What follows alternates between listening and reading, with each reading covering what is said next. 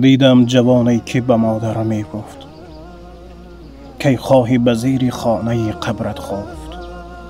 از دست تو من خسته و افگار شدم، از زندگی دل مانده و بیزار شدم. تابوت من نمان بس است ای مادر، تا کی تو کنی زندگی را خون جگر. برخیز که تو را خانه پیران ببرم، شاید که ز من رفت شود دردی سرم.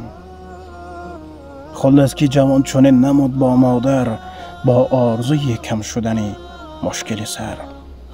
دستش بگرفت به خانه پیران برد، چندی نگذشت که مادرش آنجا مرد. حتی به جنازه اش نرفت فرزندش، ای وای چقدر زیاد و بیش لبخندش. چندی نگذشت که این جوان هم پیر شد، از ضعفی جسم و جان خود دلگیر شد.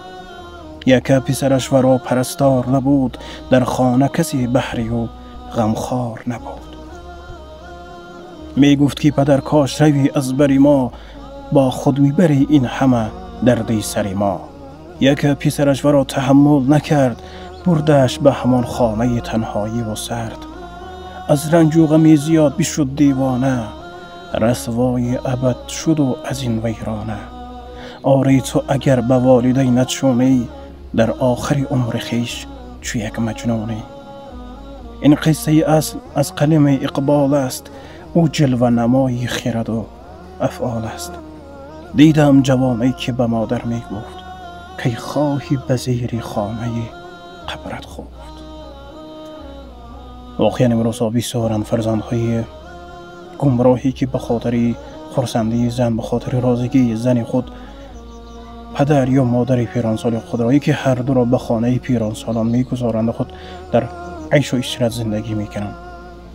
الله سبحانه و تعالی همگی ما و شما را در راه راست اهدنا الصراط المستقیم هدایت فرمایه و اون فرزندهایی که پدر و مادر خود را در خانه پیرانسالان گذاشتند حالا هم وقت از آنجا آورده و حق فرزندی خود را به پررگی اجرا کنین، وگرنه وای بر حال شما که شما را نیز همین تقدیر انتظار است. الله سبحانه و تعالی کلی پدران مادران را عمری دراز و پربرکات نصیب روزه گرداند و ما فرزندان را حق فرزندی پر ادا کردن نصیب گرداند. و این برادر ما محمد اقبال رشته را الله سبحانه و تعالی در قلمشان برکت عطا فرماید که چنین مصرع های پندآمیز را برای ما و شما ایجاد کنند.